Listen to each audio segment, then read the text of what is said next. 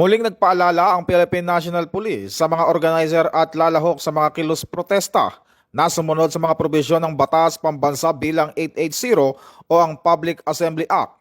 Sa ilalim ng batas, kinakailangang kumuha ng permit mula sa lokal na pamahalaan para sa mga pampublikong pagtitipon na isasagawa sa mga pampublikong lugar. Gayunman, hindi kailangang kumuha ng permit kung ang pagtitipon ay isasagawa sa isang Freedom Park.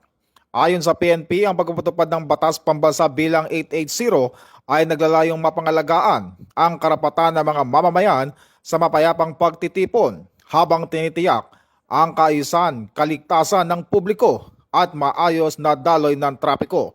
Kasabay nito, tinitiyak ng pulisya na kikilos ito nang may paggalang sa karapatang pantao at alinsunod sa umiiral na batas. Mula po dito sa Campo Crame, ako po si Patrolman Adrian Dayaw nagbabalita para sa Police News Network. Alagad ng batas, tagataguyod ng Balitang Pulis, ang bagong PNP para sa bagong Pilipinas, serbisyong mabilis, tapat at nararamdaman.